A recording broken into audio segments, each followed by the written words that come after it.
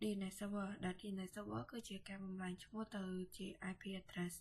ហើយវាមានអត្ថប្រយោជន៍ដូចជាងាយស្រួលនៅក្នុងការចូល website ការបំលែងឈ្មោះធ្វើឲ្យមានល្បឿនលឿននៅក្នុងការសេះចូល website ហើយដើម្បី set up DNS server បានគឺយើងប្រើប្រាស់ command ដូចខាងក្រោមទី1គឺ install Binance ដោយជាដំបូង sudo apt update ដើម្បី make sure ថា server យើង up sudo apt install Binance util Binance doc ហើយយើង check មើលថាវា running ឬក៏អត់វា load មកបែបនេះគឺមានន័យថាវា running ធ្វើការ config Binance ដែលយើងមាន 0 example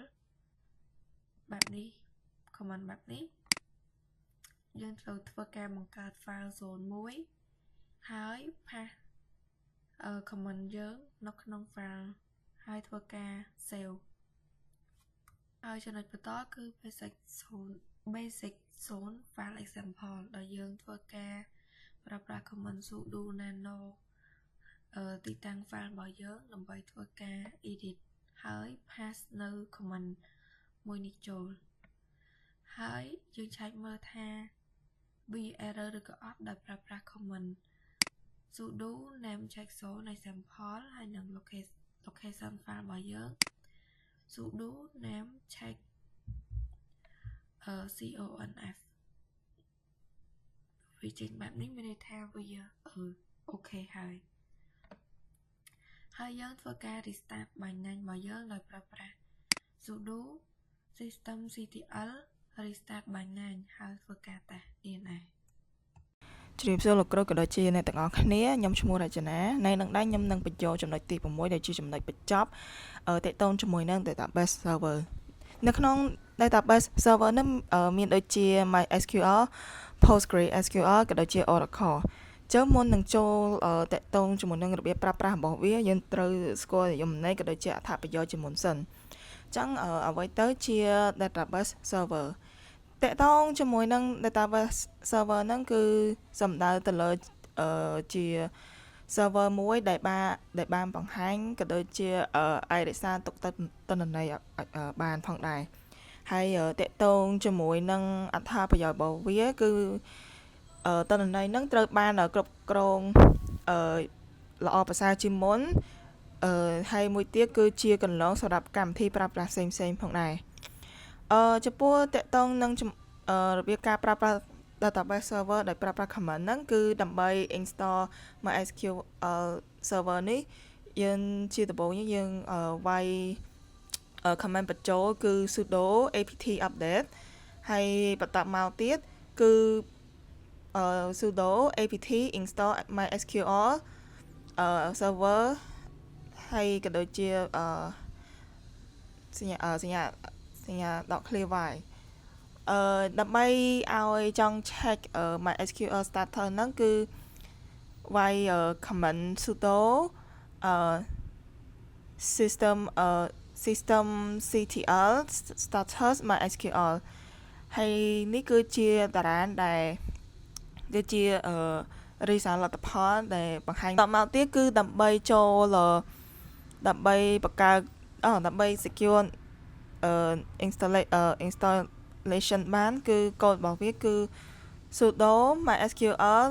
secure installation អញ្ចឹងយើងបង្ហាញបន្ទាប់ពីវាយកូដចូលហើយគឺមានការដំណើរការជាដំបូងគេគឺ securing the MySQL បន្តមកទៀតចូល connect to MySQL using a blank password ហើយបន្តមកគេឲ្យជំរើសគេឲ្យជំរើស2បើសិនជា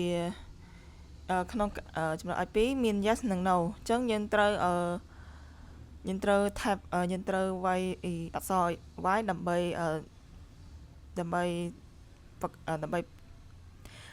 secure បន្តទៅទៀត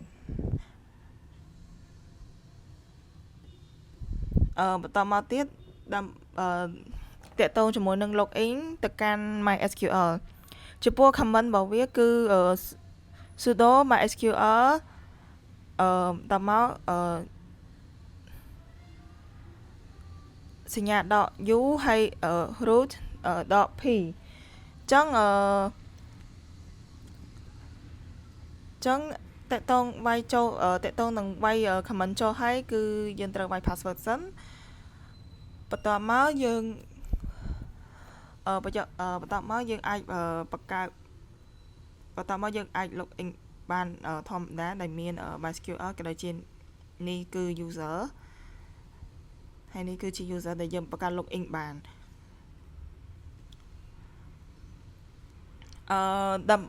មួយទៀតហ្នឹងគឺតាក់ទងជាមួយនឹងដើម្បីបង្កើត create test database និង table មួយចំពោះតាក់ទងនឹង comment ហ្នឹងគឺ comment ហ្នឹងមានដូចជា create database test db ហើយបន្ទាប់ពីវាយបង្កើត create database ហើយបន្ទាប់មកយើងចូលទៅកាន់ use test db ហើយបន្ទាប់មកទៀតគឺតាក់ទងនឹង create table វិញគឺយើងបង្កើត table ដោយប្រើ command create table create table user បន្តមកទៀតយើងចូលវាយបញ្ចូល id int auto increment private key បន្តមក name vacha 100 email vacha 100ដូចគ្នាហើយបន្ទាប់ពីបង្កើត table ហើយយើងចូលទៅកាន់ insert ហ្នឹងគឺសំដៅទៅលើវាយបញ្ចូល username email ផងយើងប្រើ code insert into user បន្ទាប់មកនៅក្នុងវងកញ្ចក់ហ្នឹងយើងដាក់ name email ហើយបន្ទាប់មក value យើងដាក់ឈ្មោះ username ឧទាហរណ៍ username Nita ហើយក៏ដូចជា email របស់